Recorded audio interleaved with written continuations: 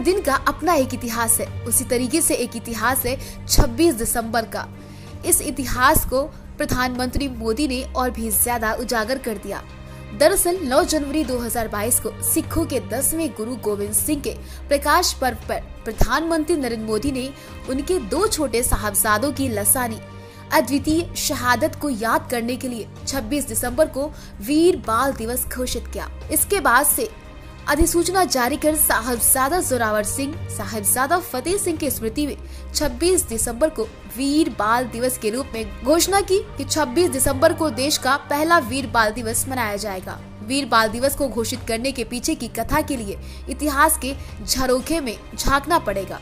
जब दिल्ली के तख्त पर मुगलिया सल्तनत का शासन था, वैसे तो सिख इतिहास ही न्याय और धार्मिक स्वतंत्रता और स्वाभिमान की रक्षा के लिए बलिदान से भरा पड़ा है, लेकिन जिस बलिदान की बात यहाँ हो रही है उसे शायद दुनिया के इतिहास में लसानी ही कहा जाएगा, क्योंकि वो अद्वितीय है।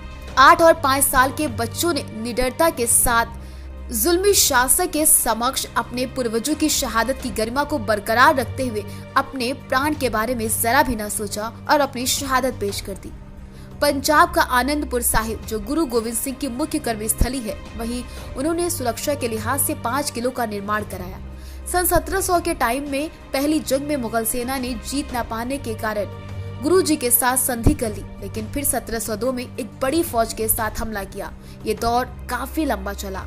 उसके बाद मुगल सेना ने फिर एक संधि की और इसमें कस्में खाई कि किला छोड़कर आप यहाँ से चले जाए, कोई हमला नहीं किया जाएगा। इसके बाद गुरु गोविंद सिंह अपने परिवार सिख योद्धाओं को लेकर सिरसा नदी के किनारे तक पहुंचे ही थे, तभी सारी कस्में भूलकर पीछे से उन लोगों ने इनके काफिले पर हमला कर दिया।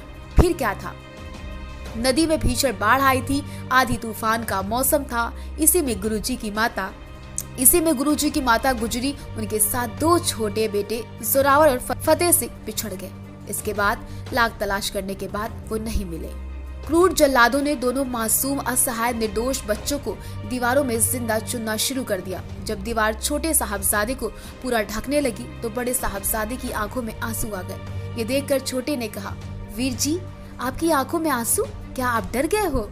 तो उसने जवाब दिया, मैं बड़ा हूँ, मुझसे पहले शहीद तुम हो रहे हो। ये सुनकर छोटे साहबजादे ने अपना एक हाथ ऊंचा कर दिया, कहा कि लो वीर जी, पहले शहादत का हक तुम्हारा ही बनता है। फिर उन दोनों साहबजादों की शहादत हो गई। उसके बाद यह खबर सुनकर बुजुर्ग दादी ने भी अपना शरीर त्याग दिया।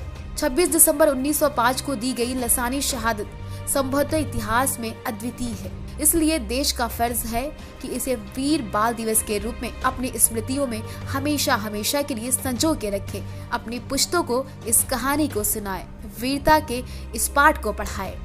इस बात की ताकीद भी हर एक का अपना अकीदा है, इसे उसी रूप में स्वीकार करना, सम्मान देना चाहिए, ताकि हमारा राष्ट्र का गौरव हमेशा बना रहे। आज देश पहला वीर बाल दिवस मना रहा है, जिस दिन को, जिस बलिदान को हम पीढ़ियों से याद करते आए हैं, आज एक राष्ट्र के रूप में उसे एकजुट नमन करने के लिए एक नई शुरुआत हुई है। शहीदी सप्ताह और ये वीर बाल दिवस हमारी सिख परंपरा के लिए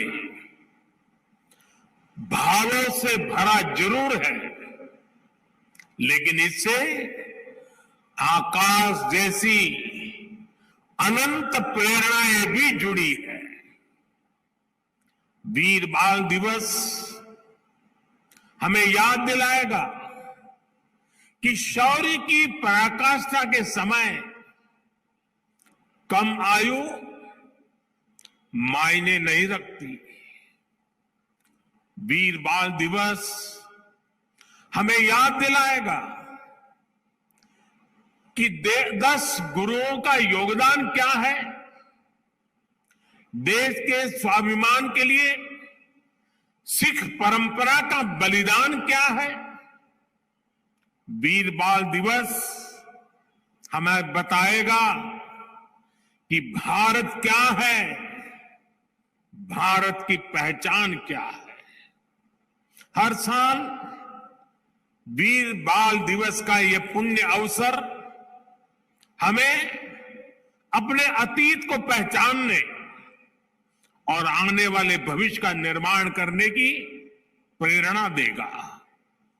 भारत की युवा पीढ़ी का सामर्थ्य क्या है, भारत की युवा पीढ़ी ने कैसे अतीत में देश की रक्षा की है, मानवता के कितने घोर प्रघोर अंधकारों से हमारी युवा पीढ़ी ने भारत को बाहर निकाला है।